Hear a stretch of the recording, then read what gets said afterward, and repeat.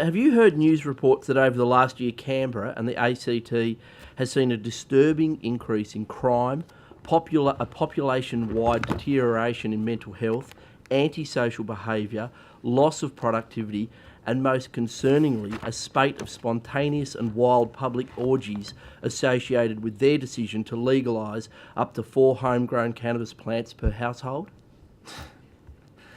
No, I haven't. You haven't. Have you heard that due to its legalisation of homegrown cannabis, the ACT has now become a honeypot of vice and corruption, attracting international organised crime syndicates and outlaw motorcycle gangs, which threatens to spill over into New South Wales? Well, look, I haven't, but now You I'm haven't? worried that I haven't, and that this should be a... No orgies, no motorcycle gangs. Have you heard that senior police in the ACT have changed their position to now support the ongoing legalisation of homegrown cannabis for adult use, as there's been a decrease in drug-related crime, no increase in the road toll associated with drug driving, and no increase in adverse mental health outcomes? I haven't heard that either. You haven't heard any of these things? No. Premier, when will But you... I'm not on TikTok, so I mean, maybe... All right, well, maybe you should be. When will you and your government stop clutching your pearls and legalise homegrown cannabis for adult use, as the ACT, Germany, Canada, South Africa and most of the continental United States has done? Yeah, well, I mean, look, it would be a big change, and I think I've said to you previously, and I've certainly said in the media, that we don't have a mandate to do that. We didn't go to the election promising that change.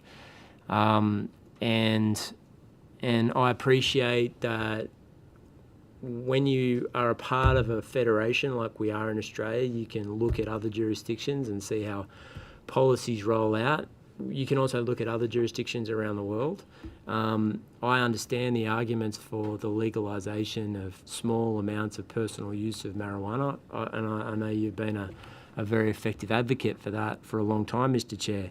I do have to take into consideration clinicians' concerns about the impact of the ubiquitous use of it, particularly for mental health, and whether there would be an uptick in the amount of personal use if there was a legalisation associated with it. Now, I'm not drawing a conclusion on that. I know that there's different views, but I have kept a pretty close eye on legislative changes, particularly in California and in Oregon, and I want to make sure that when we make a change, if we make a change, it in fact works, and I have to have a mandate for a major change like that.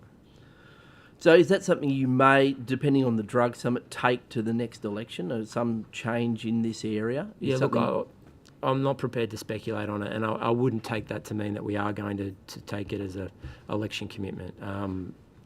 It's not something that is imminent. It's not something that we're considering. We don't close our mind to legislative change and reform, but I don't have any plans to do that. Thank you, Premier.